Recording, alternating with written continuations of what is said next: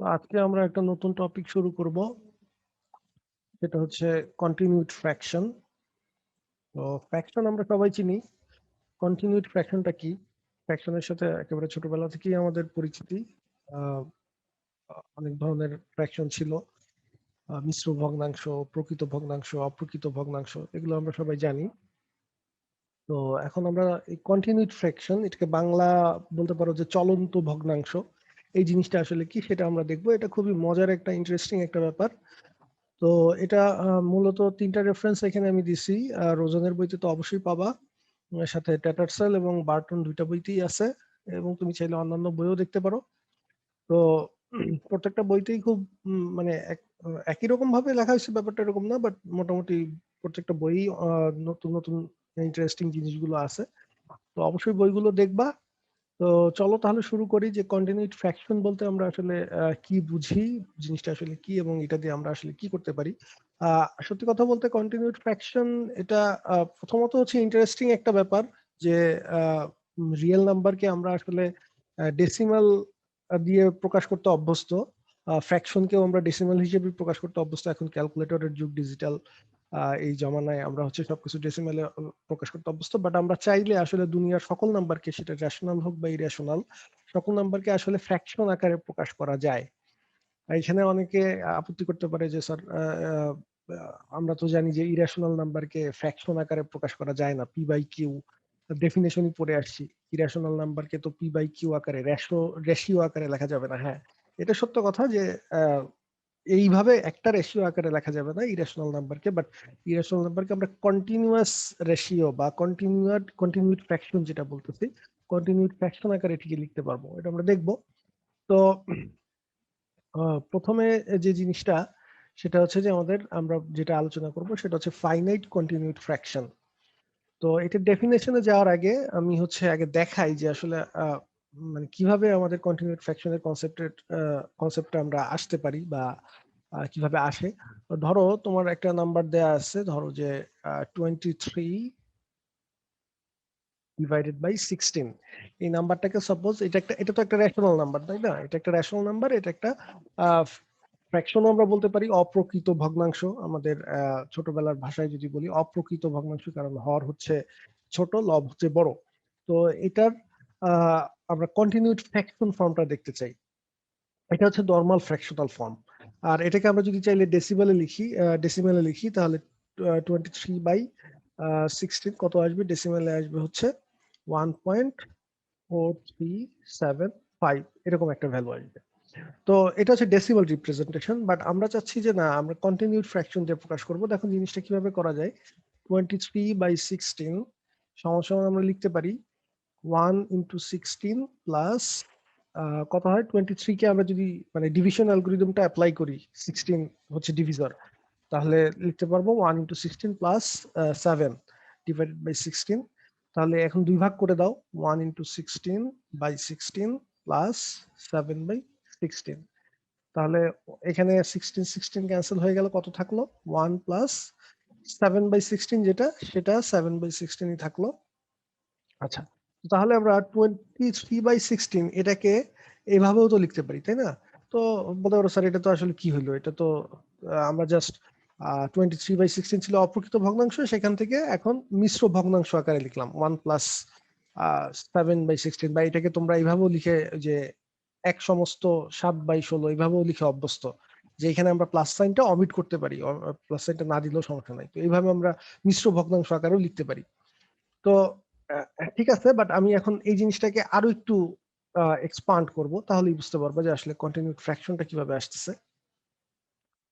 এখানে একটা ব্যাপার নোটিসেবল, যে তুমি এই 23/16 এটার ডেসিমেল ভ্যালু যেমন পাচ্ছ 1.4375, তুমি কিন্তু এইটুকু ডেসিমেল ভ্যালু এই সেমই পাবা তুমি যদি ক্যালকুলেটরে 1 + 7/16 করো, তাহলে কিন্তু ডেসিমেল ভ্যালু ওই তোমার 1.4375 আসবে। আচ্ছা, তো এখন আমরা নেক্সট যে কাজটা করব সেটা হচ্ছে 1 প্লাস এই 7/16, এটাকে তো আমরা এভাবে লিখতে পারি 1/16/7, তাই না? 1/16/7 আকারে লিখলে তো কোনো সমস্যা নাই। আহ, কারণ আবার উল্টালে আবার 7/16 হয়ে যাচ্ছে। তো এখন তাহলে দেখো, এখন আবার আমাদের একটা কি আসছে দেখো, একটা অপ্রকৃত ভগ্নাংশ আসছে, তাই না? 16/7, আগে ছিল 23/16। তো ওই একই প্রসেস 23/16টাকে আমি যেভাবে ডিভিশন অ্যালগরিদম অ্যাপ্লাই করে দেন হচ্ছে ভাগ করে লিখছিলাম, তো একই প্রসেস আমরা এই অপ্রকৃত ভগ্নাংশটার জন্য কাজে লাগাতে পারি। তাহলে সেই ক্ষেত্রে আমাদের কি আসবে, 1 প্লাস, আচ্ছা এখানে লিখি 1 প্লাস 1 বাই, এখানে 16 কে আমরা যদি 7 এর সাপেক্ষে ডিভিশন অ্যালগরিদম অ্যাপ্লাই করি তাহলে হচ্ছে সরি 2 ইনটু 7 মানে হচ্ছে 14 প্লাস 2 ডিভাইডেড বাই 7 তো ছিলই, এটা তো থাকবেই। আচ্ছা, তো তাহলে এখন আবার যদি এরকম আলাদা করে লিখি তাহলে কি আসবে, এই 1 তো থাকবেই, 1 প্লাস 1 ডিভাইডেড বাই, এখানে আলাদা করে দিলে এই এই পার্ট দুটাকে আলাদা করে দিলে তাহলে এই পার্ট থেকে 7 7 কাটা গিয়ে থাকবে হচ্ছে 2 প্লাস আর থাকবে হচ্ছে 2/7। দেখো এখন কি আসলো, তাহলে এখন আমরা পাইলাম 23/7 সরি 16 সমান সমান দিস। এইখানে দেখো কয়টা ফ্র্যাকশন, এখানে আসলে এই যে একটা ফ্র্যাকশন, দেন এটা আবার আরেকটা ফ্র্যাকশন, দেন আরেকটা, এইটার নামই হচ্ছে কন্টিনিউড ফ্র্যাকশন, মানে চলন্ত ফ্র্যাকশন। ঠিক আছে, চলতেছে, এখানে অনেকগুলো ফ্র্যাকশন আছে, তিনটা যদি আমি বলি। তো তাহলে এই তুমি যদি এখন আবার এইটাকে যোগ করো আগে, দেন হচ্ছে সেটাকে রিভার্স করো, তারপরে আবার যোগ করো, তাহলে কিন্তু এটাই পাবা, কারণ এখান থেকেই তো আমরা এটা জেনারেট করলাম। এখন এইটার ভ্যালুও কিন্তু তুমি যদি ডেসিমেলে নাও তাহলে ওই 1.4375 ওটাই আসবে। এখন এটাকে আমরা চাইলে আরো বাড়াতে পারি, 1 প্লাস 1/2 প্লাস, এখন দেখো এই যে এখানে 7/2/7 আসছে, এটাকে আবার আমি 1 বাই কি লিখতে পারি, 7/2। ঠিক আছে, তাহলে 1/7/2 লিখলে দেন এটা আবার একটা অপ্রকৃত ভগ্নাংশ আসলো, তাহলে এটাকে আবার হচ্ছে আমি ওই যে ডিভিশন অ্যালগরিদম অ্যাপ্লাই করব, 2 প্লাস এখানে 1/7/2, তো 7/2 কে লিখতে পারি 2 ইন্টু 3, সরি 3 ইন্টু 2 লেখা উচিত, 3 ইন্টু 2, 2 দিয়ে ভাগ করতেছি 7 কে, তাহলে ডিভিশন অ্যালগরিদম অনুযায়ী 3 ইন্টু 2 প্লাস 1 ডিভাইডেড বাই 2। তাহলে এখন আবার যদি এখানে আমরা আহ, আলাদা করে দেই, দুই ভাগ করে দেই, তাহলে আসবে কি 2 প্লাস 1 বাই, এখানে 2 2 ক্যান্সেল হয়ে যাবে প্রথম টার্ম থেকে, তার মানে 3 থাকবে প্লাস হাফ। ঠিক আছে, এই হচ্ছে তাহলে আমাদের কন্টিনিউড ফ্র্যাকশন ফর্ম। আমাদের কত ছিল, 23/16 এর। তুমি চাইলে এখন বলতে পারো স্যার আরো যেতে পারবো কিনা, হ্যাঁ তুমি চাইলে এইটাকে আবার উল্টায় লিখতে পারো এই হাফকে, তাহলে কি হবে, সেটা হবে 2/1। তো 2/1 আসলে ইন্টিজার 2/1, সেটাকে তুমি চাইলে আরেকভাবে লেখা যায়, বাট ওভাবে আমরা লিখি না, এখানেই শেষ করে দিই, কারণটা তুমি বুঝতেই পারতেছো। কারণ দেখো এখানে আমরা যদি আরেকবার করি তাহলে 3 প্লাস এখানে হচ্ছে 1 বাই, এখন কি হবে, এই হাফকে উল্টায় লিখতে হবে, তার মানে 2/1 লিখতে হবে, তাই না? তো 2/1 এটাকে আসলে 2/1 তো আসলে মানে 2, ঠিক আছে, সো এটাকে তো আসলে তুমি চাইলে আরেকভাবে করে করতে পারো, যে 2/1 কে আমি 2/1 না লিখে আমি লিখে দিলাম যে 1 প্লাস 1, ঠিক আছে, ডিভাইডেড বাই 1। এই যে 2/1 অংশটাকে আমি জাস্ট 1 এটা লিখলাম, 2/1 মানে হচ্ছে 1 প্লাস 1 ডিভাইডেড বাই 1।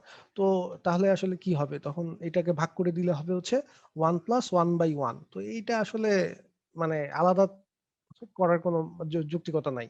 1 প্লাস 1/1 এটা আসলে আমরা করি না, যদিও তুমি এটাকে আলাদা ধরলে তুমি বলতে পারো যে এটাও আরেকটা আলাদা ফর্ম, বাট এরপরে আর যাওয়া সম্ভব না। ঠিক আছে, তুমি সর্বনিম্ন এটা পর্যন্তই যেতে পারবা এই 23/16 এর ক্ষেত্রে। ঠিক আছে, তুমি এই এখানেও থেমে যেতে পারো এই পর্যন্ত, অথবা তুমি চাইলে এই 2টাকে এক্সপান্ড করে আরো একটু এক্সপান্ড করে ফাইনালি অর্থাৎ আরেকটা ফর্মে লিখতে পারো, সেটা হচ্ছে যে এই প্রথম অংশটুকু সব সেম থাকবে, 1 প্লাস 1/2 প্লাস 1/3 প্লাস 1 বাই, এখানে এখানে হবে এই যে 2 এর পরিবর্তে আমরা পাইছি কি 1 প্লাস 1/1, 1 প্লাস 1/1 এভাবেও লেখা যেতে পারে। বাট এটা বুঝতেই পারতেছো এটা আসলে ট্রিভিয়াল কেস, এটা এই জন্য এটা আমরা করি না, আমরা এইখানে স্টপ করে দেই। ঠিক আছে, এই তাহলে 23/16 যে রেশনাল নাম্বারটা ছিল সেটার তাহলে আমরা একটা কন্টিনিউড ফ্র্যাকশন ফর্ম পাইলাম, সেটা হচ্ছে এইটা। তুমি এটাকে যদি আবার হিসাব করো, এটারও ডেসিমাল ভ্যালু যা পাবা এটারও ডেসিমাল ভ্যালু তাই, কারণ এটা থেকেই এটা আসছে, তো ডিভিশন অ্যালগরিদমটা বারবার অ্যাপ্লাই করে আমরা আনছি। তো এখানে আসলে অনেকগুলো ফ্র্যাকশন একটা নিচে আছে, তুমি যদি এটাকে হিসাব করতে চাও তাহলে আবার এখান থেকে শুরু করতে হবে, প্রথমে এই ফ্র্যাকশনটা হিসাব করতে হবে, দেন সেটাকে উল্টাতে হবে, তারপরে আবার এটার সাথে যোগ করতে হবে, দেন আবার উল্টাতে হবে, তারপরে এটার সাথে যোগ করতে হবে, তাহলেই তুমি 23/16 পেয়ে যাবা। তো এখানে আরেকটা ব্যাপার হচ্ছে যে এই নাম্বারটাকে আমরা কিন্তু দেখো একটা ফাইনাইট সংখ্যক বার পর্যন্ত, মানে যদি এগুলোকে আমরা সিঁড়ি চিন্তা করি, একটা ফাইনাইট সংখ্যক সিঁড়ি। এখানে কয়টা সিঁড়ি, যে তিন, এই একটা সিঁড়ি, এটা সেকেন্ড লেভেল ধরো, এটা হচ্ছে একেবারে লোয়েস্ট লেভেল, 1 2 3টা সিঁড়ি আছে, 3টা ধাপ। তো এর নিচে আর যাওয়া যাচ্ছে না, ওইটার কথা বাদ দিলাম, স্পেশাল কেস। সহজ কথায় আমি এখানে থেমে যেতে হচ্ছে। তো সবসময় কি এরকম থেমে যাবো কিনা? না, সবসময় থেমে যাবো না, ইনফাইনাইটও হতে পারে, আমরা দেখবো কখন ইনফাইনাইট হয় কখন ফাইনাইট হয়। তো এখন এখানে আরেকটা ব্যাপার যেটা, সেটা হচ্ছে যেহেতু এই এরকম ফ্র্যাকশনাল ফর্মে লেখাটা মানে বিরক্তিকর, বিরক্তিকর বলতে এই যে এইভাবে ফ্র্যাকশন আকারে এক্সপ্রেস করাটা অনেক জায়গা লাগে, অনেক কনফিউজিংও লাগে। সেই জন্য আমরা যেটা করি, যে আমরা যেটা পাইছি সেটাকে আরেকটা শর্টকাট নোটেশন ইউজ করি, যে 23/16 আমরা যেটা পাইলাম যে 1 প্রথমে একটা 1 ছিল, 1 plus 1 divided by 2 plus 1 divided by 3 plus half. এই পর্যন্ত তো আমরা পাইছি, তাই না? সবার লাস্ট যেই ফ্র্যাকশনটা, সেটা ডিনোমিনেটর ছিল হচ্ছে 1/2। এটা পাইছিলাম আমরা, তাই না? তো এই আমরা যেটা করি যে এখানে দেখো সবগুলো এই আহ, আহ, লব, যে সবগুলো ফ্র্যাকশনেরই লবে কত আছে দেখো, 1 আছে। নুমেরেটরে কিন্তু সবগুলো 1 আছে। সো এইগুলো আমার না লিখলেও তো চলে, আমার আসলে বেসিক্যালি দরকার হচ্ছে তাহলে এই যে এই টার্মগুলো, ঠিক আছে, এই টার্মগুলো এবং এই জিনিসগুলো দরকার। তো এই জন্য যেটা করা হয়, যে এটাকে আরেকটা শর্টকাট নোটেশন ইউজ করা হয়, সেটা হচ্ছে এভাবে একটা থার্ড ব্র্যাকেট দিয়ে এখানে প্রথমে লেখা হয় 1, দেন একটা সেমিকোলন, তারপরে লেখা হয় 2,3,2, এইভাবে লেখা হয়। এইটা এইভাবে লিখা হয় কারণ হচ্ছে এইভাবে লেখাটা কম্প্যাক্ট, সহজে বোঝা যায়, এবং আহ, এখান থেকে তুমি চাইলে এটা আবার কনস্ট্রাক্ট করতে পারবা, কারণ তুমি জানো এখানে সেমিকোলন দেওয়ার অর্থ হচ্ছে এটা হচ্ছে এই প্রথম, অর্থাৎ কোনো ফ্র্যাকশনাল পার্ট ছাড়া, ঠিক আছে, ফ্র্যাকশনের মধ্যে নাই, এই প্রথম সেমিকোলনের আগে যে অংশটা, সেটা হচ্ছে একেবারে শুরুর অংশটা। তো সেটা প্রথমে থাকলো, তারপরে প্লাস দিয়ে এরপরে সব আমার হর লব আকারে বসাতে হবে। লব সবগুলো আমি সবসময় 1 বসাবো, আর হর গুলো বসাবো হচ্ছে এই যে এই টার্ম গুলো দিয়ে শুরু হবে। তো অর্থাৎ আমি যদি এটাকে আবার হচ্ছে ব্যাকে নিতে চাই কন্টিনিউড ফ্র্যাকশন ফর্মে, তাহলে আমাকে লিখতে হবে প্রথমে এই 1 এর জন্য 1 লিখবো, তারপরে প্লাস সাইন, তারপরে এই 2টা দিব হচ্ছে একটা হর হিসেবে, তারপরে হরটা সেটার সাথে আবার প্লাস সাইন দিয়ে, আবার এখানে 3 আছে তাহলে আবার একটা হর হিসেবে দিতে হবে, তারপরে আবার প্লাস সাইন দিয়ে এখানে 2 আছে সেটাকে আবার একটা ফ্র্যাকশন হিসেবে দিতে হবে। ঠিক আছে, তো আর নাই, সো এখানেই শেষ। তো অর্থাৎ এই কম্প্যাক্ট নোটেশন থেকে আমি চাইলে এখানে যেতে পারি। তো এই কম্প্যাক্ট নোটেশনটা ইউজ করার কারণ হচ্ছে যে আমাদের ফ্র্যাকশন লিখতে অনেক জায়গা লাগে, অনেক কমপ্লিকেটেড দেখা যায় সেজন্য। তো এই হচ্ছে তাহলে আমাদের ফাইনাইট কন্টিনিউড ফ্র্যাকশনের আইডিয়াটা। তো এইখানে আসলে আমরা মানে ডিভিশন অ্যালগোরিদম দিয়ে করছি, তুমি চাইলে এই জিনিসটাকে ইউক্লিডিয়ান অ্যালগোরিদম দিয়েও জেনারেট করতে পারতা, অর্থাৎ এই সেম ব্যাপারটা। দেখো আমি দেখাচ্ছি, 23/16 এটা হচ্ছে আমাদের নাম্বার। সো এটাকে আমরা হচ্ছে কন্টিনিউড ফ্র্যাকশন আকারে চাই। তো এখানে আমি বারবার ডিভিশন অ্যালগোরিদম অ্যাপ্লাই করছি এবং রিভার্স করে করে দেখাইছি। তো আমি চাইলে ইউক্লিডিয়ান অ্যালগোরিদম অ্যাপ্লাই করতে পারতাম। ইউক্লিডিয়ান অ্যালগোরিদম যদি অ্যাপ্লাই করি 23 আর 16 এর মধ্যে, তাহলে আমাদের ইউক্লিডিয়ান অ্যালগোরিদমের ব্যাপারটা মনে আছে কিনা দেখো, যে কি ছিল, যে প্রথমে 23 মানে 16 দিয়ে ভাগ করতে হবে, কতবার যায়, তাহলে 1 × 16 প্লাস হচ্ছে 7, ঠিক আছে। তারপরে হচ্ছে এই যেটা রিমাইন্ডার পাইছি, সেই রিমাইন্ডার আর এই যে যেটার প্রথম স্টেপের যে ভাজক, সেই ভাজকের মধ্যে আবার হচ্ছে ডিভিশন অ্যালগরিদম অ্যাপ্লাই করব। এটাই তো আমাদের ইউক্লিডিয়ান অ্যালগরিদমের প্রসেস। তো তাহলে 16 সমান সমান এখন আবার 2 × 7 প্লাস কত আসে 2, তারপরে আবার এবার হচ্ছে 7 আর 2 এর মধ্যে অ্যাপ্লাই করতে হবে, তাহলে 7 সমান সমান 3 × 2 প্লাস 1, ঠিক আছে।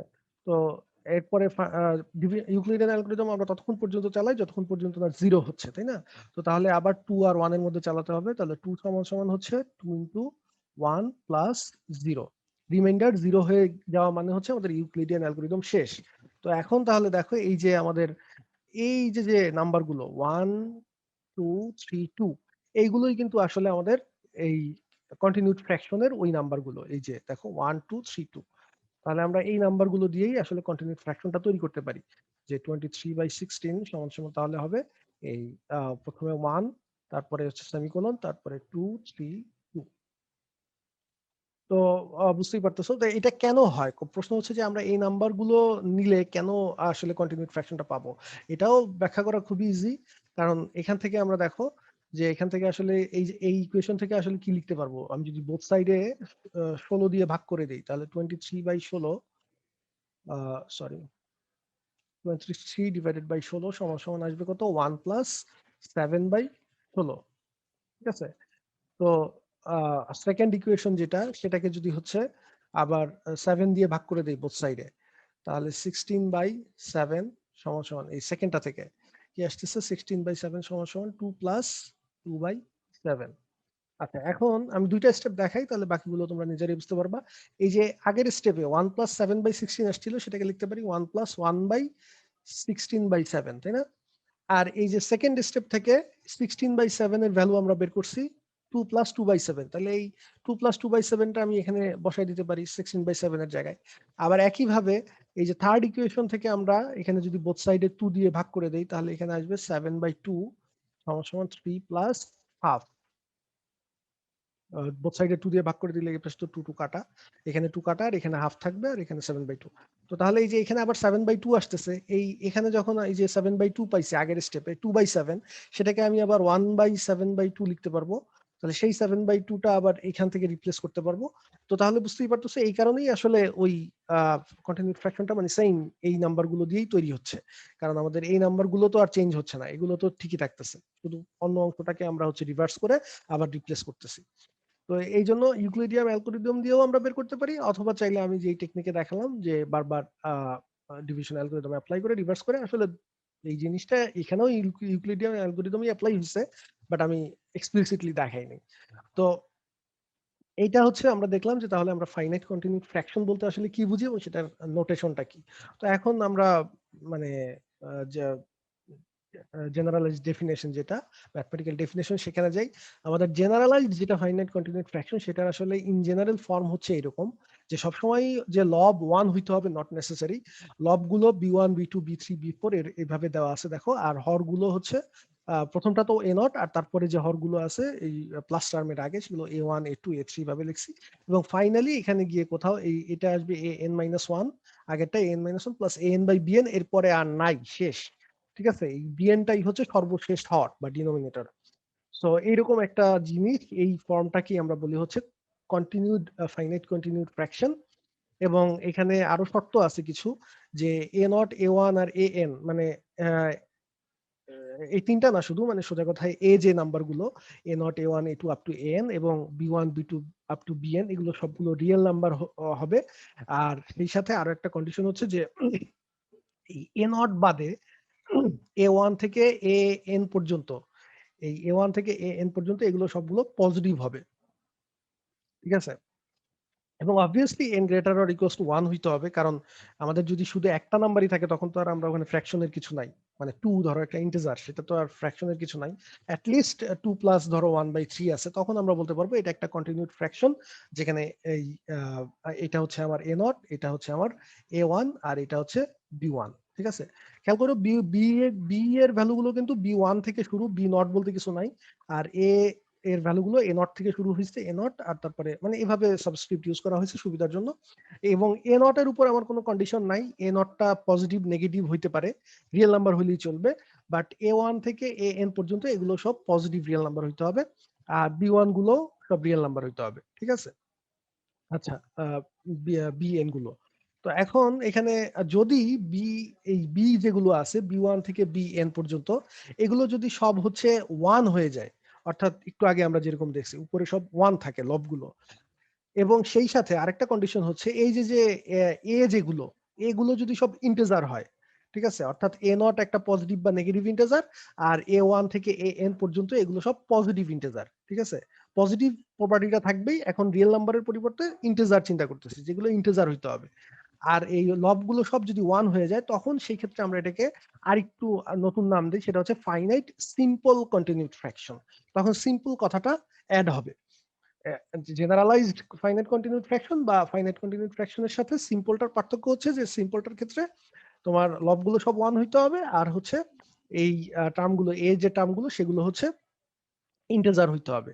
ঠিক আছে, তো এটা হচ্ছে এরকম হইলে আমরা তখন সেটাকে সিম্পল কন্টিনিউড ফ্র্যাকশন বা ফাইনাইট সিম্পল কন্টিনিউড ফ্র্যাকশন বলবো। ফাইনাইট বলতেছি কেন, কারণ হচ্ছে সেটা একটা ফাইনাইট টার্ম পরে শেষ হয়ে যাচ্ছে, এরপরে আর নাই। আর এটাকে সিম্পলের পরিবর্তে অনেক বইতে রেগুলারও বলা আছে, ফাইনাইট রেগুলার কন্টিনিউড ফ্র্যাকশনও বলা হয়, অথবা বলা হয় যে এই কন্টিনিউড ফ্র্যাকশনটা ক্যানোনিক্যাল ফর্মে আছে। ক্যানোনিক্যাল ফর্মে বলার মানেও হচ্ছে যে সবগুলো যে উপরে ওয়ান আছে, এই জন্য ওটা দিয়ে বোঝা যায় যে এটা ক্যানোনিক্যাল ফর্মে আছে। ঠিক আছে, আচ্ছা। তো নেক্সট যে জিনিসটা সেটা হচ্ছে যে এই যে a not, a one, a two, a n, এগুলোকে আমরা ডাকি হচ্ছে coefficients or terms of the CF. ঠিক আছে, মানে ফাইনাইট সিম্পল কন্টিনিউড ফ্র্যাকশনের বেলায় এই যে a not, a one, a two, a three, এই নাম্বারগুলোকে বলা হয় ওই ফ্র্যাকশনের কোএফিসিয়েন্ট বা টার্ম। ঠিক আছে, এই কথাটা মনে রেখো। আর এই এ নট বাদে বাকিগুলোকে আরেকটা নামেও ডাকা হয়, এ ওয়ান, এ টু, এন, এগুলোকে আমরা পার্শিয়াল কোশেন্টস বা পার্শিয়াল ডিনোমিনেটরস বলেও ডাকি। কারণ এগুলোকে আসলে ফুললি ডিনোমিনেটর বলাটা ঠিক না।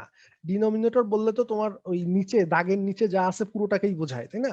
তো এই জন্য এগুলোকে পার্শিয়াল ডিনোমিনেটর বলা হয়, কারণ এই ডিনোমিনেটরের একটা পার্ট সে। ঠিক আছে, যেমন এ ওয়ান বলো বা এ টু বলো, এগুলো সবই কিন্তু ডিনোমিনেটরের একটা পার্ট। তো এই জন্য পার্শিয়াল ডিনোমিনেটর বা পার্শিয়াল কোশেন্টস নামও ডাকা হয়। আর এই যে notations of simple finite continued fraction, এটা তো অলরেডি বলছি যে এটাকে আমরা আরেকটু কম্প্যাক্ট নোটেশন এইভাবে প্রকাশ করি যে প্রথম এ নটটাকে হচ্ছে সেমিকোলনের বাইরে রাখি, সেমিকোলনের বাম দিকে, এটা হচ্ছে আমাদের প্রথম টার্মটা। আর তারপরে সবগুলো যে পার্শিয়াল কোশেন্ট যেগুলো আছে বা পার্শিয়াল ডিনোমিনেটর, সেগুলোকে কমা দিয়ে লিখে দেন হচ্ছে যেখানে শেষ হয়ে যাবে এই পুরো জিনিসটাকে একটা থার্ড ব্র্যাকেটের মধ্যে এনক্লোজ করে দিই। এটা হচ্ছে কম্প্যাক্ট নোটেশন। এটা সিম্পল ফাইনাইট কন্টিনিউড ফ্র্যাকশনের ক্ষেত্রে, কারণ এই ক্ষেত্রে আমার বি ওয়ান গুলো নিয়ে কোনো টেনশন নাই, বি যেগুলো আছে সেগুলো তো সব ওয়ান, শুধু এগুলোকে লিখলেই হচ্ছে। ঠিক আছে, আচ্ছা। তো এখানে একটা এক্সাম্পল দেওয়া আছে, দেখো 62/23, এটাকে সিম্পল কন্টিনিউড ফ্র্যাকশনে তোমরা নিজেরা এটা করে নিবা বা রোজনের বইতে আছে, দেখে নিতে পারো। সো আশা করি এটা পারবা। আমি যেহেতু একটা দেখাইছি, ওটাও রেশনাল নাম্বার ছিল, এটাও একটা রেশনাল নাম্বার, এখানে হচ্ছে একটা অপ্রকৃত ভগ্নাংশ আছে। সো এটাকে আগের মতোই নিজেরা করবা এবং করলে দেখবা যে এরকম একটা জিনিস আসতেছে। এবং সেই ক্ষেত্রে তাহলে এটার কম্প্যাক্ট নোটেশন হবে 2 1 2 3 2, এই যে এই নাম্বারগুলো 2 1 2 3 2। ওকে, নেক্সট যেটা আসতেছে যে এখন আমরা এই ফাইনাইট সিম্পল কন্টিনিউড ফ্র্যাকশন দিয়ে আসলে কি করতে পারি, সেটা একটু দেখতেছি যে আসলে এই জিনিসগুলো কি হচ্ছে। যে থিওরেম 61 যেটা বলতেছে যে every finite simple continued fraction represents a rational number.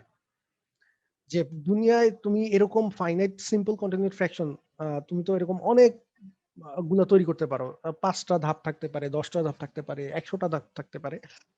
আমাদের এই থিওরেম বলতেছে যদি তোমার কন্টিনিউড ফ্র্যাকশনটা ফাইনাইট হয়, অর্থাৎ সেটা একটা সার্টেন, সেটা হোক 1000টা সিঁড়ি বা 10,000টা সিঁড়ি, সেটা যতগুলো সিঁড়ি হোক, যতগুলো ধাপই হোক, সেটা যদি শেষ হয়ে যায়, তাহলে সেই ফাইনাইট সিম্পল কন্টিনিউড ফ্র্যাকশনটা একটা রেশনাল নাম্বারকে রিপ্রেজেন্ট করবে। তুমি ওইটাকে যদি ডেসিমাল ফর্মে নাও, তুমি একটা রেশনাল নাম্বার পাবা, বা অন্যভাবে বললে সেটাকে তুমি আলটিমেটলি পি বাই কিউ আকারে প্রকাশ করতে পারবা। ঠিক আছে, রেশনাল নাম্বার আকারে প্রকাশ করতে পারবা।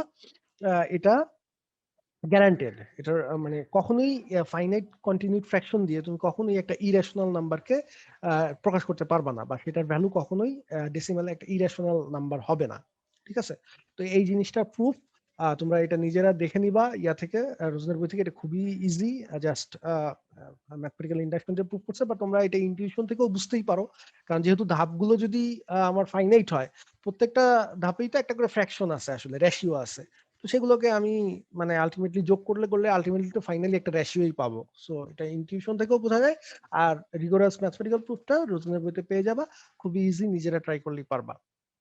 তো এটার উল্টাটা এখন আমরা দেখতে চাই থিওরেম 62 তে। থিওরেম 62 তে যেটা বলতেছে সেটা হচ্ছে every rational number can be expressed by a finite simple continued fraction. উল্টাটা, ঠিক আছে। ওখানে আমরা বলছি যে ফাইনাইট সিম্পল কন্টিনিউড ফ্র্যাকশন যেটা, সেটা অবশ্যই রেশনাল নাম্বার হবে। আর এখন উল্টাটা বলতেছি যে আমার দুনিয়াতে যত রেশনাল নাম্বার আছে সেটাকে হচ্ছে ফাইনাইট সিম্পল কন্টিনিউড ফ্র্যাকশন আকারে আমরা লিখতে পারবো। ঠিক আছে, তো এইটার প্রুফটা কিভাবে করব? এটার প্রুফটা খুবই ইজি। এটা এই যে একটু আগে আমি যে ইউক্লিডিয়ান অ্যালগরিদম দেখাইছি, সেটা দিয়েই এটা প্রুফ করা হবে। দেখো, এটা আমরা তাহলে এটা একটু দেখাই। আমাকে দেখাতে হবে যে দুনিয়ার সকল রেশনাল নাম্বারই ফাইনাইট সিম্পল কন্টিনিউড ফ্র্যাকশন আকারে প্রকাশ করা যায়। তাহলে আগে এটা একটু ডিলিট করে নেই।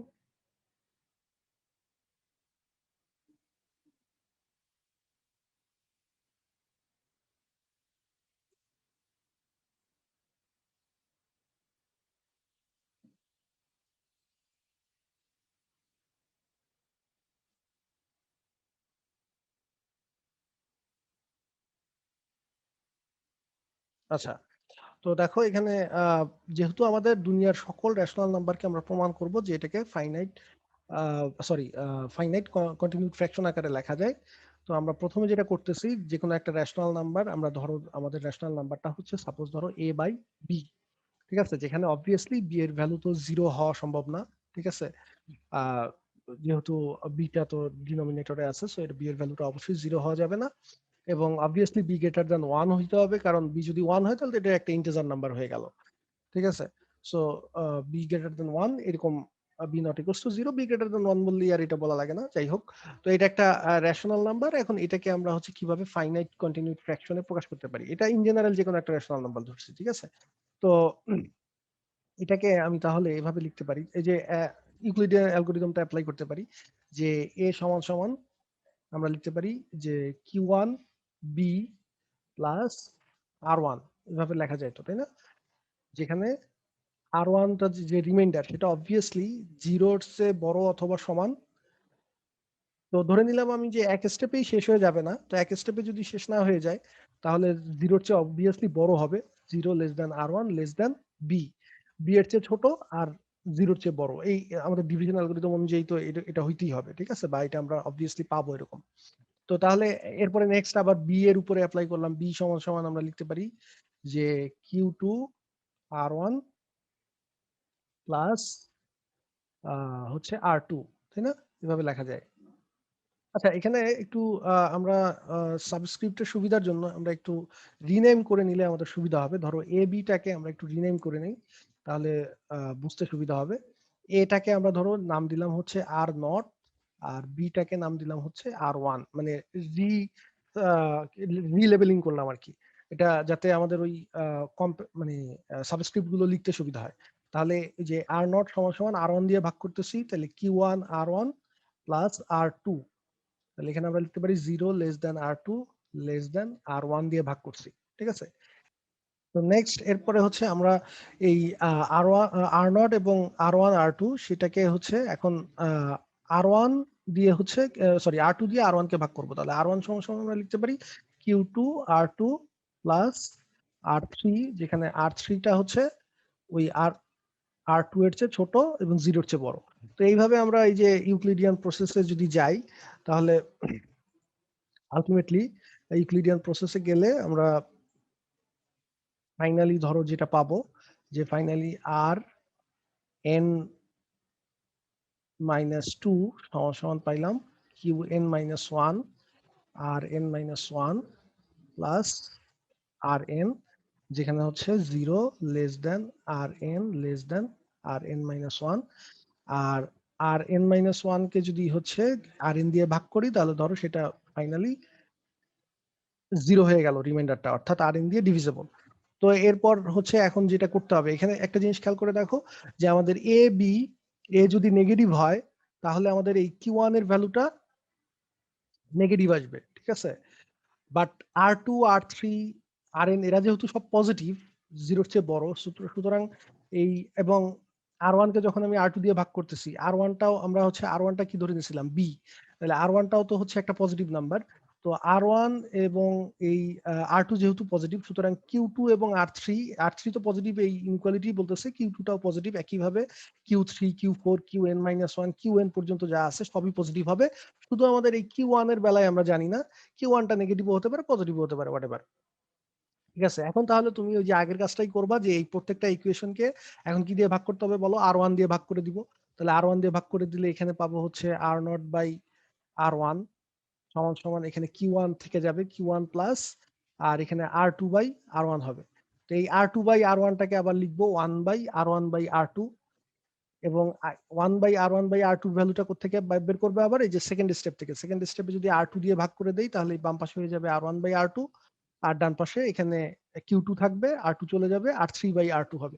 তো বুঝতেই পারতেছো এরকম প্রত্যেক স্টেপ থেকে আমরা হচ্ছে বের করে রিপ্লেস করলে তাহলে আমরা একটা এই এ বাই বি কে তাহলে একটা ফাইনাইট সিম্পল কন্টিনিউড ফ্র্যাকশন আকারে লিখতে পারবো, সেটা অনেকটা এরকম দাঁড়াবে যে এ বাই বি সমান সমান Q one plus one by Q two plus one by Q three plus one by, এভাবে যাবে আর কি, ডট ডট দিয়ে দেই, তাহলে ফাইনালি লাস্টে এখানে যেখানে গিয়ে শেষ হয়ে গেছে আর কি, অর্থাৎ Q N minus one plus one by Q N এই পর্যন্ত গিয়ে থেমে যাবে। ঠিক আছে, কারণ এরপরে তো আর নাই। এইটা হচ্ছে আমাদের ফাইনালি এটা আমরা পাবো। তাহলে এখানে যেহেতু আমাদের এই সবগুলো নাম্বার এই যে কিউ ওয়ান ছাড়া, আমরা বলছিলাম যে কিউ ওয়ান পজিটিভ নেগেটিভ যা কিছু হইতে পারে আমরা জানি না, but Q two Q three Q N minus one Q N এগুলো সব পজিটিভ হবে এটা আমরা গ্যারান্টি দিয়েছিলাম। সুতরাং আমাদের definition of finite simple continued fraction সেটা অনুযায়ী তাহলে এটাও একটা ফাইনাইট সিম্পল কন্টিনিউড ফ্র্যাকশন, যেহেতু আমাদের ওটা হচ্ছে শর্ত যে এইগুলো নাম্বারগুলো সব পজিটিভ হতে হবে।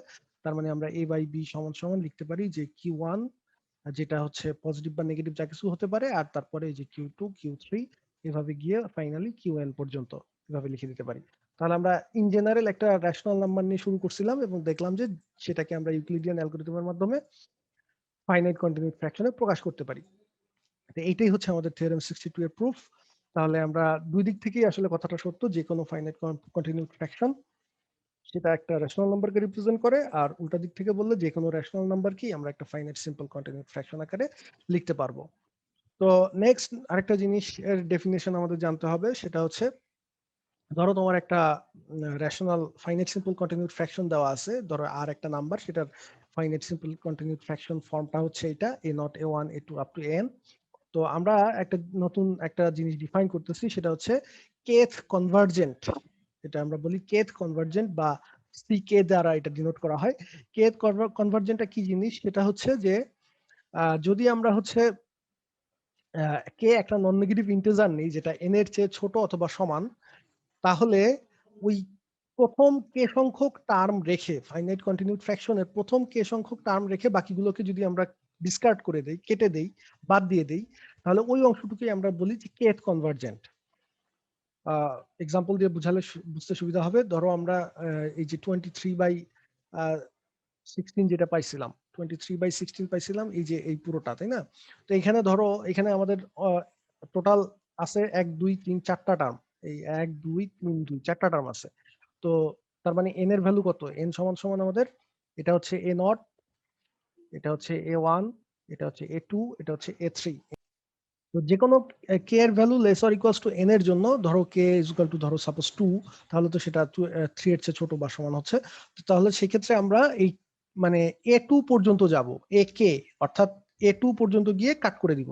তার মানে এই এই অংশটা তখন 1 2 3 এই প্রথম 3 ধাপ, অর্থাৎ এইটুকু এইটুকু এইটুকুকে আমরা বলবো হচ্ছে এই এই কন্টিনিউড ফাইনাইট সিম্পল কন্টিনিউড ফ্র্যাকশনের সেকেন্ড সেকেন্ড কনভার্জেন্ট বা C2। কে এর ভ্যালু যেহেতু আমাদের 2, ঠিক আছে? যদি কে এর ভ্যালু আমরা 3 নিতাম, তাহলে কে এর ভ্যালু এন এর সমান, তার মানে ওই A3 পর্যন্ত নিতে হবে, তার মানে পুরোটাই চলে আসতো। যদি কে এর ভ্যালু আমরা 1 নিতাম, তাহলে ফার্স্ট কনভার্জেন্ট, তার মানে C1, তার মানে হচ্ছে আমাদের এ নট এ ওয়ান পর্যন্ত যেতে হবে, তার মানে প্রথম দুইটা টার্ম শুধু। তার মানে এই যে 1 + 1/2 এইটুকু নিলেই হচ্ছে আমাদের ফার্স্ট কনভার্জেন্ট আমরা পেয়ে যাব।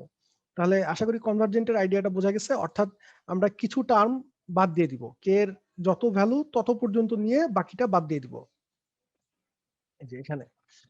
ঠিক আছে, কে এর ভ্যালু যত নিব আমরা, কে এর ভ্যালু অবভিয়াসলি বুঝতেই পারতেছে এন এর চেয়ে বেশি নেওয়া সম্ভব না, কারণ আমাদের টোটাল টার্মই তো আছে n+1 সংখ্যক এখানে, এই এন পর্যন্ত যেহেতু, তাহলে n+1 সংখ্যক আছে। কে এর ভ্যালু আমরা 0 নিলে শুধু এইটুকু থাকবে, যদি কে এর ভ্যালু 1 নেই তাহলে এই প্রথম দুইটা নিয়ে যে কন্টিনিউড ফ্র্যাকশনটা হয় সেটা নিব, কে এর ভ্যালু 2 হলে প্রথম তিনটা নিয়ে।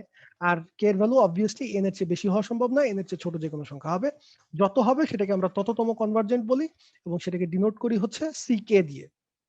এখানে একটা এক্সাম্পল দেওয়া আছে যে 173/55, এটাকে তুমি যদি কন্টিনিউড ফ্র্যাকশন আকারে লিখো, এটাকে নিজেরা করবা, নিজেরা করলে দেখবা যে এটাকে এইভাবে লেখা যায় 3617। তাহলে আমাদের C0 মানে জিরোথ কনভার্জেন্ট যেটা, C0 সমান সমান C0 আমাদের বাই ডেফিনেশন অনুযায়ী শুধুমাত্র A0 পর্যন্ত নিতে হবে, তাই না? এই যে a not a one up to a k পর্যন্ত নিতে হয় কেথ কনভার্জেন্টের জন্য। তো কে এর ভ্যালু যেহেতু 0, তাহলে C0 মানে হচ্ছে A0 পর্যন্ত নিলেই শেষ। তো A0 পর্যন্ত নিলে আসলে তার মানে হচ্ছে আমাদের শুধুমাত্র প্রথম টার্মটা নিতে হবে, তার মানে 3। তো এটা তো আমরা এটাকে যদি কন্টিনিউড ফ্র্যাকশন আকারে নেই, তার মানে শুধু 3। ঠিক আছে, এরপরে একইভাবে C1 যেটা C1, এটা তাহলে আমাদের নিতে হবে হচ্ছে A1 পর্যন্ত। তাহলে এটা হচ্ছে এ নট A1, তার মানে 3 আর 6। তাহলে এটাকে আমরা যদি হচ্ছে কন্টিনিউড ফ্র্যাকশনে রূপান্তর করি, তার মানে 3 + 1/6, এটা হচ্ছে আমাদের ফার্স্ট কনভার্জেন্ট। তারপরে একইভাবে C2 যেটা, তুমি চাইলে এখন এটাকে আরেকটু সিম্পলিফাই করতে পারো, যে তাহলে কত আসে 6, এখানে 3 6 18 19, 19/6, ঠিক আছে। এই যে এই 3 + 1/6 19/6 কিন্তু এখানে আসছে, ঠিক আছে। তো একইভাবে C2 বের করবা, C2 সমান সমান হবে হচ্ছে প্রথম তিনটা নিতে হবে, তাহলে মানে A0 A1 A2, তার মানে 3 6 1 পর্যন্ত। তাহলে এটাকে কন্টিনিউড ফ্র্যাকশন আকারে লিখলে 3 + 1/6 + 1/1, ঠিক আছে। তার মানে এখানে 6 + 1/1, তার মানে 6 + 1 মানে হচ্ছে 7। এটাকে যদি আবার আমি সিম্পলিফাই করি তাহলে 1/7, তাহলে এখন 3 7 21 আর 1, তাহলে 22/7, ঠিক আছে। এখানে দেখো যে 22/7 আসছে। তো বুঝতেই পারছো, তাহলে আমরা মানে কেথ কনভার্জেন্ট গুলো, কে এর বিভিন্ন ভ্যালুর জন্য আমরা কেথ কনভার্জেন্ট গুলো হিসাব করতে পারি। এখন একটা মজার ব্যাপার দেখো, এই যে কে যখন 3, অর্থাৎ আমাদের টোটাল টার্মই তো এখানে আছে n = 3, n = 3 পর্যন্ত, A0 A1 A2 A3, কে যখন 3, তখন কিন্তু তুমি পুরো ওই অরিজিনাল নাম্বারটাই পাইছো, অরিজিনাল রেশনাল নাম্বার, মানে পুরো ফ্র্যাকশনটাই তো তখন তুমি নিবা, ঠিক আছে। তো এখন এখানে আমি যেটা বলতে যাচ্ছিলাম সেটা হচ্ছে, তুমি যদি এইগুলো ডেসিমাল ভ্যালুগুলো বের করো, আমাদের অরিজিনাল যে রেশনাল নাম্বার সেটা ডেসিমাল ভ্যালুটা কত একটু দেখো, 173/55, এটাকে যদি হচ্ছে আমি ডেসিমালে কনভার্ট করি তাহলে হচ্ছে 173/55, সেটার ভ্যালু আসে হচ্ছে 3.145, অর্থাৎ পুনঃপণিক আর কি, 145 পুনঃপণিক, 14545 এভাবে যেতে থাকবে, 3.14545 এভাবে যেতে থাকবে। এখন তুমি হচ্ছে দেখো, প্রথম যে জিরোথ কনভার্জেন্ট যেটা, সেটা কত আসছে, সেটার ভ্যালু আসছে 3, তার মানে কি আমাদের অরিজিনাল যে ভ্যালুটা সেটার চেয়ে একটু কম আসছে, ঠিক আছে। এটা হচ্ছে 3টা একটু ছোট। আচ্ছা, তারপরে C1 যেটা, সেটা পাইছো কত, 19/6, 19/6 এর ভ্যালুটা যদি আমরা হিসাব করি, 19/6 কে যদি হচ্ছে ডেসিমালে নেই তাহলে কত আসে, 3.166, অর্থাৎ 16 পনপনিক। এটা আবার দেখো, এটা কিন্তু এই 3.145 এর চেয়ে এটা কিন্তু বড়, C1টা কিন্তু ভ্যালুটা এটার চেয়ে একটু বড়। আচ্ছা, C2টা আবার যদি দেখি 22/7, তাহলে 22/7 এর আমাদের ডেসিমাল রিপ্রেজেন্টেশনটা কত, সেটা হচ্ছে 22/7 এর জন্য C2টা হচ্ছে 3.1428, এভাবে যাবে 28। তো আর আর দরকার নাই, আমরা অলরেডি দেখতে পাচ্ছি এখানে আছে 145 আর এখানে আছে 1428, তার মানে এটা আবার কি ছোট, এটা আবার পাইছি ছোট।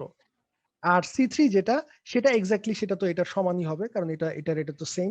তো আসলে যেটা এখানে বোঝা যাচ্ছে, আমাদের অরিজিনাল যে ভ্যালুটা সেটা হচ্ছে 173/55, 3.145।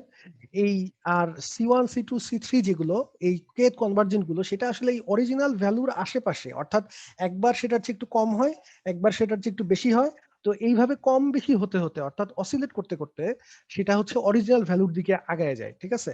অর্থাৎ আমরা যদি নাম্বার লাইনে চিন্তা করি, ধরো এইটা হচ্ছে আমাদের 3.145, তাহলে তুমি এই যে জিরোথ কনভার্জেন্স সেটা ছিল 3, তারপরে C1 যেটা, সেটা ছিল আর একটু বেশি, তারপরে C2 ছিল একটু বাম দিকে একটু কম, C3টা আবার এটার সাথে একেবারে মিলে গেছে, C3টা তো সেম ওই নাম্বারটাই।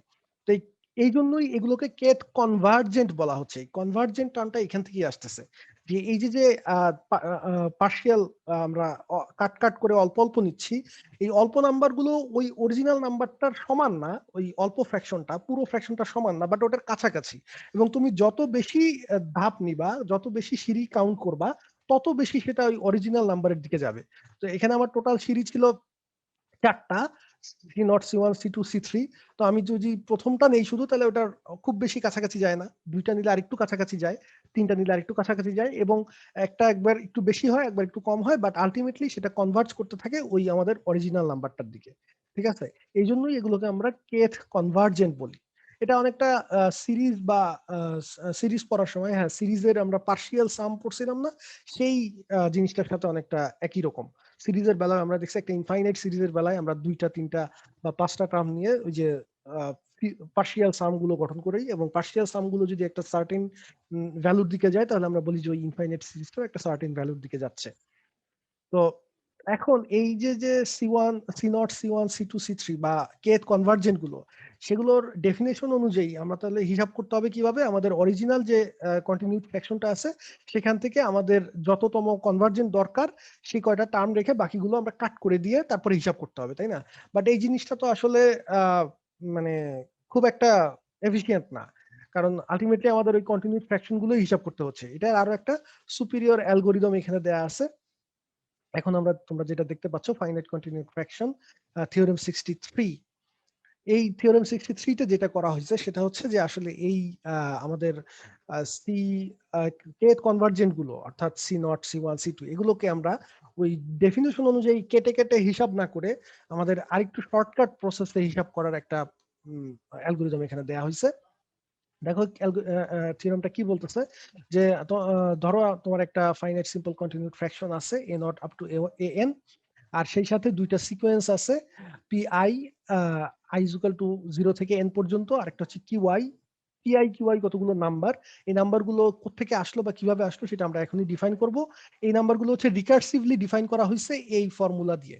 ফর্মুলা যে p0 থেকে স্টার্ট হবে, qও 0 থেকে স্টার্ট হবে এবং n পর্যন্ত যাবে, ঠিক আছে? তো প্রথম যেটা p0 সেটা ডিফাইন করা হয়েছে a0 হিসেবে, অর্থাৎ আমাদের ওই কন্টিনিউড ফ্র্যাকশনের প্রথম যেই কোএফিসিয়েন্টটা p0 সমান a0, আর q0 টাকে ডিফাইন করা হয়েছে যে q0 এর ভ্যালু হচ্ছে 1।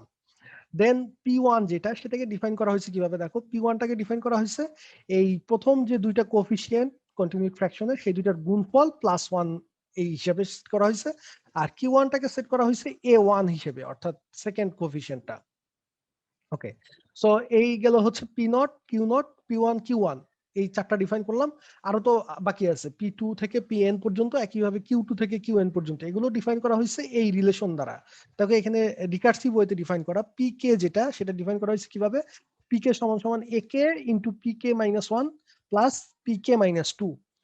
এখানে তুমি যদি কে এর ভ্যালু 2 বসাও, আমরা তো p1 পর্যন্ত পাইছি, তাহলে p2 হিসাব করতে গেলে এই ফর্মুলা অনুযায়ী কি কি লাগবে দেখো, p2 সমান সমান a2 p1 প্লাস p0। যে কে এর ভ্যালু যদি তুমি এখানে 2 বসাও তাহলে কে মাইনাস 1 মানে হচ্ছে 1 আর কে মাইনাস 2 মানে হচ্ছে 0। তো এই a2 তো আমাদের কাছে আছেই, কারণ আমরা কন্টিনিউড ফ্র্যাকশনটা জানি, তাহলে a2 আমাদের কাছে আছে। আর p1 যেটা সেটা অলরেডি আমরা p1 এই যে এখানে ডিফাইন করে আসছি, p1 ও আমরা জানি, p0 যেটা সেটাও আমরা জানি, সুতরাং আমরা p2 টা বের করতে পারবো। একইভাবে p2 জানা গেলে p3 টাও জানা যাবে।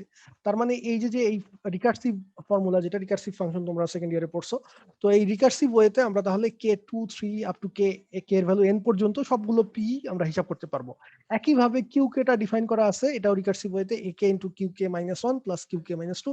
এখানেও যেহেতু আমরা q0 আর q1 আমরা অলরেডি জানি, সো কে এর ভ্যালু 2 থেকে শুরু করে n পর্যন্ত সবগুলো q আমরা বের করতে পারবো। তাহলে আমরা এই p এবং q যে নাম্বারগুলো এগুলো যদি আমরা হিসাব করতে পারি, দেন আমাদের এই কনভার্জেন্ট কেথ কনভার্জেন্ট হিসাব করাটা খুব ইজি হয়ে যায়। তখন আমাদের কেথ কনভার্জেন্টটা হিসাব করার ফর্মুলা হচ্ছে সিকে সমান সমান জাস্ট পিকে বাই কিউ কে করলেই হয়ে যাবে। অর্থাৎ আমাদের যদি C2 দরকার হয় তাহলে আমরা জাস্ট p2 টা হিসাব করব আর q2 টা হিসাব করব, তারপরে p2 কে q2 দিয়ে ভাগ করলেই সেটাই হয়ে যাবে আমাদের সেকেন্ড কনভার্জেন্টটা। ঠিক আছে, অর্থাৎ আমাদের আর ওই কন্টিনিউড ফ্র্যাকশন কেটে কেটে করার দরকার নাই। তো এটা কি আসলেই কাজ করে কিনা, বা এই থিওরেমটা আসলেই কতটুকু, আগে এক্সাম্পলটা দেই তারপরে আমি প্রমাণটা দেখাবো। এই যে দেখো এখানে কোশ্চেন দেওয়া আছে, find all the kth convergent of 173/55 using the above theorem. এই থিওরেম অনুযায়ী আমাদের এবার হিসাব করতে বলছে। একটু আগে আমরা হচ্ছে এই থিওরেম ছাড়া বেসিক ডেফিনেশন অনুযায়ী হিসাব করে দেখাইছিলাম, ঠিক আছে? এখানে এখন আমরা এই থিওরেম অ্যাপ্লাই করে করব। 173/55 এটা হচ্ছে 3617, এটা একটু লিখি, তাহলে 173/55 এটার সিম্পল কন্টিনিউড ফ্র্যাকশন ফর্ম হচ্ছে 3 6 1 আর 7। এটা হচ্ছে আমাদের সিম্পল কন্টিনিউড ফ্র্যাকশন। তাহলে এখানে আমাদের a নট সমান সমান হচ্ছে 3, a1 হচ্ছে কত, a1 হচ্ছে 6, a2 হচ্ছে 1 আর a3 হচ্ছে 7, ঠিক আছে? তো তাহলে আমাদের পি নট প্রথমে হিসাব করতে হবে। পি নট সমান সমান কি ছিল, পি নট সমান সমান a নট তার মানে 3, আর কিউ নট সমান সমান হচ্ছে 1, এটা আমাদের বাই ডেফিনেশন। তারপরে p1 সমান সমান ছিল a not into a1 plus 1, তাহলে a নট এর ভ্যালু হচ্ছে 3, a1 এর ভ্যালু হচ্ছে 6, তার মানে 3 6 18 যোগ 1 তার মানে 19। আর q1 এর ভ্যালু কত, q1 সমান সমান আমরা সেট করছিলাম a1 মানে কত 6, ঠিক আছে? তাহলে a1 q1 হচ্ছে 6। এরপরে p2 সমান সমান আমরা ডিফাইন করছি কি, p2 মানে হচ্ছে a2 into p1 plus p0 এভাবে। তাহলে a2 p1, p1 এর ভ্যালু আমরা কত পাইছি? p1 এর ভ্যালু আসছে হচ্ছে আমাদের 19, আর a2 এর ভ্যালু হচ্ছে 1, আর আমাদের p0 এর ভ্যালু, তাহলে 1 ইন্টু 19 যোগ p0 এর ভ্যালু আসছে 3, তার মানে কত? 22। ঠিক আছে। আর Q2 সমান সমান, Q2 এর ফর্মুলাটা ছিল A2 into Q1 plus Q0, তাহলে কত আসে? A2 এর ভ্যালু হচ্ছে আমাদের 1, আর Q1 এর ভ্যালু হচ্ছে 6 প্লাস Q0 এর ভ্যালু হচ্ছে 1, তার মানে 7। ঠিক আছে। তো আমি এরপরে আরেকটা আছে P3 Q3, ওটা তোমরা নিজেরা করবা। এখন এইটুকুতেই দেখো যে যেহেতু P0 Q0 আমরা বের করে ফেলছি, তাহলে C0 এর ফর্মুলাটা হবে জিরোথ কনভার্জেন্ট। C0 সমান সমান হচ্ছে P0 বাই Q0, তার মানে P0 এর ভ্যালু হচ্ছে 3 আর Q0 এর ভ্যালু হচ্ছে 1, তার মানে 3। দেখো আমাদের 3 ছিল কিনা, C0 টা এর আগেও আমরা 3 বের করছিলাম, এখনো আমাদের 3 আসছে। ঠিক আছে। একইভাবে C1 যেটা, সেটা হবে কি P1 বাই Q1, তাহলে P1 এর ভ্যালু কত? P1 এর ভ্যালু হচ্ছে 19, Q1 এর ভ্যালু হচ্ছে 6, তার মানে 19 বাই 6। দেখো আগের বারও কিন্তু আমাদের 19 বাই 6 আসছিল। একইভাবে C2 টা যদি বের করি, দেখো P2 বাই Q2, P2 আসছে 22 আর Q2 আসছে 7, তার মানে 22 বাই 7। তাহলে আমাদের C2 টাও কিন্তু ঠিকই আছে। একইভাবে C3, P3 Q3 বের করে C3 টাও যদি বের করো, তাহলে দেখবা সেম আসতেছে। তো তার মানে আমরা এই থিওরেমের সাহায্যে কেথ কনভার্জেন্ট গুলো বের করতে পারি, এবং তাহলে এই মানে আমাদের ওই ডেফিনেশন যেটা, সেইটা ওইভাবে কেথ কনভার্জেন্ট বের করার দরকার নাই, আমরা মানে ফাস্টার ওয়েতে কেথ কনভার্জেন্ট গুলো বের করতে পারতেছি। আচ্ছা, তো এইটার এখন এই থিওরেমের প্রুফটা, হচ্ছে তোমাদের এই এটাকে কি বলে, ম্যাথমেটিক্যাল ইন্ডাকশন যেটা, অর্থাৎ আমরা কে এর জন্য সত্য ধরে দেন কে প্লাস ওয়ান এর জন্য সত্য প্রমাণ করব, সেটা দিয়েই করা যাবে। এটাও রোজনের বইতে দেয়া আছে, নিজেরা দেখবা। যদি কারো বুঝতে অসুবিধা হয় তাহলে অবশ্যই আমাকে জানাবা। খুবই ইজি। ঠিক আছে, প্রথমে just K is equal to 0 1 2 এর জন্য প্রমাণ করা হয়েছে, অর্থাৎ C0 সমান সমান ঠিক আছে কিনা, তারপরে C1 সমান সমান, C2 সমান সমান ওইগুলোর জন্য ঠিক থাকে কিনা, ওগুলোর জন্য ঠিক থাকলে তারপরে ধরে নিচ্ছে কে এর জন্য ঠিক আছে, দেন বের করছে কে প্লাস ওয়ান এর জন্য ঠিক আছে কিনা। ম্যাথমেটিক্যাল ইন্ডাকশন, এটা তোমরা বুঝবা। যদি কেউ না বুঝো তাহলে অবশ্যই গুগল ক্লাসরুমে পোস্ট করো, বা আমাকে জিজ্ঞেস করো, আমি তাহলে ক্লিয়ার করে দিব। আচ্ছা, তো তাহলে এটা গেল হচ্ছে আমাদের কনভার্জেন্ট নিয়ে যে থিওরেমটা আছে সেটা। নেক্সট যেটা আসতেছে সেটা হচ্ছে infinite continued fraction. Infinite continued fraction আর কিছুই না, জাস্ট আমাদের আগের মতোই, শুধু ফাইনাইটের জায়গায় এখন কি হয়ে যাবে, ইনফাইনাইট সংখ্যক টার্ম, শেষ হবে না, অর্থাৎ চলতেই থাকবে, এবং কন্ডিশন গুলো সব আগের মতোই। এবং যদি আমাদের এগুলো যদি ইন্টিজার হয় আর এগুলো যদি সব ওয়ান হয়, তাহলে সেক্ষেত্রে আমরা ইনফাইনাইট সিম্পল কন্টিনিউড ফ্র্যাকশন বলি, বা ইনফাইনাইট রেগুলার কন্টিনিউড ফ্র্যাকশন বলি, বা ক্যানোনিক্যাল ফর্মে আছে বলি। এবং এই ক্ষেত্রেও আমাদের একটা কম্প্যাক্ট নোটেশন আছে, এই ক্ষেত্রে নোটেশনটা আর শেষ হবে না। ঠিক আছে, এখানে আমাদের এন পর্যন্ত, ফাইনাইটের বেলায় এন পর্যন্ত গিয়ে শেষ হয়ে যাইতো, বাট এখন চলতেই থাকবে। তো এইটুকুই হচ্ছে পার্থক্য। তো এখন এই ইনফাইনাইট কন্টিনিউড ফ্র্যাকশনের বেলায় এখানেও একটা থিওরেম আছে, থিওরেম 64, যে every infinite simple continued fraction represents an irrational number. এটা দেখাতে হবে। তো এটাও রোজনের বইতে আছে, নিজেরা দেখবা। যদি কেউ না বুঝো তাহলে আমাকে বলো। আর থিওরেম 65 যেটা, এটার জাস্ট স্টেটমেন্টটা আমাদের লাগবে। থিওরেম 65 এ হচ্ছে কোনো একটা ইরেশনাল নাম্বার যদি দেয়া থাকে, সেটার ক্ষেত্রে কিভাবে আসলে আমরা ইনফাইনাইট সিম্পল কন্টিনিউড ফ্র্যাকশনটা লিখতে পারি, সেই জিনিসটা বলা হয়েছে। দেখো এখানে √6 কে করতে বলা আছে। আমি √6টা যদি দেখাই, এখানে আমি থিওরেমটা তাহলে আগে একটু বলি যে কিভাবে ডিফাইন করা হয়েছে। এটা খুবই সহজ, আমরা এটা জাস্ট স্টেটমেন্টটা পড়লেই হবে। যে তোমার যদি কোনো একটা ইরেশনাল নাম্বার দেয়া থাকে, যে গামা সমান সমান গামা নট, ধরো একটা ইরেশনাল নাম্বার দেয়া আছে, তো এটার জন্য আমি একটা সিকোয়েন্স ডিফাইন করব, যে এ নট এ, আমার তো ইনফাইনাইট সিম্পল কন্টিনিউড ফ্র্যাকশনে গেলে যে A0 A1 A2 A3 নাম্বারগুলো লাগবে। এগুলো হিসাব করার ফর্মুলাটা হচ্ছে যে প্রথম যেটা এ, মানে এ কে, কে এর ভ্যালু 0 এর জন্য, তার মানে A0 যদি বসাই, A0 সমান সমান আমরা এই গামা নট বলতেছি, অর্থাৎ আমাদের অরিজিনাল যে ইরেশনাল নাম্বার যেটা, সেটার ফ্লোর ফাংশন, অর্থাৎ এটাকে তুমি এটার গ্রেটেস্ট লোয়েস্ট মানে লিস্ট ইন্টিজার যেটা আর কি, গ্রেটেস্ট ইন্টিজার ফাংশন বা ফ্লোর ফাংশন যেটা, সবচেয়ে বড় যে ইন্টিজারটা এটার চেয়ে ছোট অথবা সমান, সেই ইন্টিজারটা নিতে হবে। তো সেটা সেট করবা হচ্ছে A0 হিসেবে। দেন গামা 1 ডিফাইন করতে হবে 1 বাই গামা নট মাইনাস এই যে একটু আগে আমরা যে A0 যেটা পাইছি সেটা, এইটা হচ্ছে গামা 1। এটা তাহলে আরেকটা ইরেশনাল নাম্বার আসবে, যেহেতু এখানে একটা ইরেশনাল নাম্বার থেকে একটা রেশনাল নাম্বার বিয়োগ করতেছি, তো তাহলে গামা ওয়ানটাও একটা ইরেশনাল নাম্বার। তো আবার এ ওয়ান যেটা, সেটা সমান সমান হবে এই গামা ওয়ানের ফ্লোর ফাংশন। তারপরে আবার গামা টু ডিফাইন করবা এবং এভাবে যাবে। এভাবে যেতে থাকলে তুমি হচ্ছে ওই ইরেশনাল নাম্বারের একটা কি বলা যায় ইনফাইনাইট সিম্পল কন্টিনিউড ফ্র্যাকশন ফর্মটা পেয়ে যাবা। ধরো √6, এখানে √6 এরটা করতে বলা হয়েছে, তাহলে তুমি প্রথম যেটা ডিফাইন করবা এ নট, আমাদের √6 মানে হচ্ছে গামা নট, ঠিক আছে? তাহলে এ নট সমান সমান হচ্ছে এই √6 এর ফ্লোর। তাহলে √6 এর ফ্লোর যদি করো, তাহলে √6 হচ্ছে 2 এর চেয়ে একটু বড়, তার মানে এটা ফ্লোর করলে আমরা পাবো হচ্ছে 2।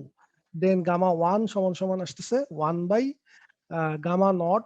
গামা নট মানে হচ্ছে আমাদের 2, সরি 2 না, √6, গামা নট মানে হচ্ছে √6 আর মাইনাস এ নট আমরা পাইছি কত 2। তাহলে এটাকে আবার উপরে নিচে হচ্ছে রেশিও, মানে রেশনাল ফর্মে নিয়ে যাও, রেশনাল না সরি উপরে রেশনাল ফর্মটা নিয়ে যাও, তাহলে সেই ক্ষেত্রে √6 প্লাস 2 দিয়ে যদি উপরে নিচে গুণ করে দেই, তাহলে নিচে হবে হচ্ছে a plus B A minus B, A square minus B square formula, তার মানে 4, ঠিক আছে?